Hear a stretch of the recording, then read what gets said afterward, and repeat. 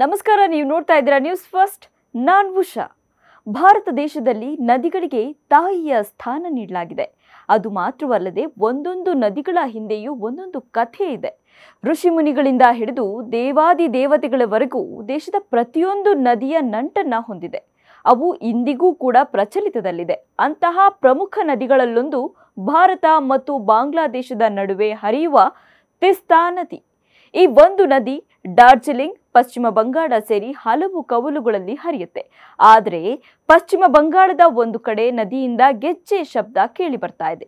ಇದನ್ನ ಗುಂಗುರು ಭಜಾನೆವಾಲೆ ನದಿ ಅಂತಾನೂ ಕರೀತಾರೆ. ಹಿಂದಿಯಲ್ಲಿ ಗುಂಗುರು ಅಂದ್ರೆ ಗೆಜ್ಜೆ ಅಂತ ಅರ್ಥ. ಹೀಗಾಗಿ ಈ ನದಿಯನ್ನ ಗೆಜ್ಜೆ ನಾದದ ನದಿ ಅಂತ ಕರೀತಾರೆ. ಬಂಗಾಳದ ಆ ಪ್ರದೇಶದ ಸ್ಥಳೀಯರು ಹೇಳುವ ಪ್ರಕಾರ ಸೂರ್ಯ ಮುಳುಗಿದ ಮೇಲೆ ಆ ನದಿಯಿಂದ ಗೆಜ್ಜೆ ಸದ್ದು ಕೇಳಿ ಬರುತ್ತಂತೆ. ಹೀಗಾಗಿ ಇಲ್ಲಿನ ಸುತ್ತಮುತ್ತ ಇರೋರು ಯಾರು ಕೂಡ ಆ ನದಿ ಹತ್ರ ಸಂಜೆ ಹೊತ್ತಲ್ಲಿ ಹೋಗೋದೇ ಇಲ್ಲ. ಅದು ಮಾತ್ರವಲ್ಲ, ಹೀಗೆ ಗೆಜ್ಜೆ ಸದ್ದಿನ ಹಿಂದೆ ಒಂದು ಪ್ರೇಮ ಕಥೆನ ಕೂಡ ಹೇಳ್ತಾರೆ.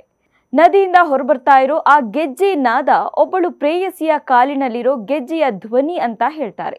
ಪಶ್ಚಿಮ ಬಂಗಾಳದಲ್ಲಿರೋ ಪ್ರಚಲಿತ ಕಥೆ ಪ್ರಕಾರ ಒಂದು ಕಾಲದಲ್ಲಿ ಒಂದು ಊರಿನ ಜಮೀನ್ದಾರ ಆಕೆ ಮಗಳನ್ನ ಪ್ರೀತಿಸ್ತಿದ್ದ ಹುಡುಗನನ್ನ ಕೊಲೆ ಮಾಡಿ ಇದೇ ತಿಸ್ತಾ ನದಿಯಲ್ಲಿ ಎಸ್ತಿದ್ದಂತೆ. ಅದೆಷ್ಟೋ ದಿನವಾದ್ರೂ ತನ್ನ ಪ್ರಿಯತಮ ಬರಲೇ ಇಲ್ಲ ಅಂತ ಆ ಪ್ರಿಯತಮೆ ಇದೇ ತಿಸ್ತಾ ನದಿ ತೀರದಲ್ಲಿ ಅವನಿಗಾಗಿ ಕಾಯ್ತಾ ಕಾಯ್ತಾ ಅಲ್ಲೇ ಅಸುನೀಗಿದ್ಲು. ಸ್ಥಳೀಯರು ಹೇಳೋ ಪ್ರಕಾರ ಆ ಪ್ರೇಯಸಿಯ ಕಾಲಲ್ಲಿರೋ ಗೆಜ್ಜೆಯ ಸದ್ದೆ ಇವತ್ತಿಗೂ ಅಲ್ಲಿ ಕೇಳಿ ಬರ್ತಾ ಇದೆಯಂತೆ. ಅವಳು ಇಂದಿಗೂ ತನ್ನ ಪ್ರಿಯತಮನಿಗಾಗಿ ಸಂಜೆ ವೇಳೆ ಹುಡುಕಾಡುತ್ತಾ ನದಿ ತೀರದಲ್ಲಿ ಅಲಿದಾಡ್ತಿರ್ತಾಳಂತೆ. ಆದ್ರೆ ವಿಜ್ಞಾನಿಗಳು ಹೇಳೋ ಪ್ರಕಾರ ಈ ಗೆಜ್ಜೆಯ ಸದ್ದಿನಂತ ಶಬ್ದ ಕೇಳಿ ಬರೋಕೆ ಕಾರಣ ಆ ಪ್ರದೇಶದಲ್ಲಿ ನದಿ ವಿಪರೀತ ವೇಗವಾಗಿ ಹರಿಯುತ್ತೆ ಮತ್ತು ಅದಕ್ಕೆ ಗಾಳಿಯೂ ಕೂಡ ಅಷ್ಟೇ ಸ್ಪರ್ಧೆ ಕೊಡುತ್ತೆ. ನದಿಯ ವೇಗ ಹಾಗೂ ಗಾಳಿಯ ಬಲವಾದ ಬೀಸುವಿಕೆಯ ಪರಿಣಾಮದಿಂದ ಈ ರೀತಿ ಸದ್ದು ಕೇಳಿ ಬರ್ತಾ ಇದೆ ಅಂತ ಹೇಳಲಾಗ್ತಾ ಇದೆ. ಇಲ್ಲಿ ವೈಜ್ಞಾನಿಕವಾಗಿ ನೋಡಿದ್ರೆ ಒಂಥರ, ಸ್ಥಳೀಯರು ಹೇಳೋ ಕತೆ ನೋಡಿದ್ರೆ ಇನ್ನೊಂಥರ. ಆದರೆ ಇಲ್ಲಿ ಗೆಜ್ಜೆ ಶಬ್ದ ಕೇಳಿ ಬರ್ತಾ ಇರೋದಂತೂ ಸ್ಥಳೀಯರನ್ನ ಬೆಚ್ಚಿ ಬೀಳಿಸಿದೆ.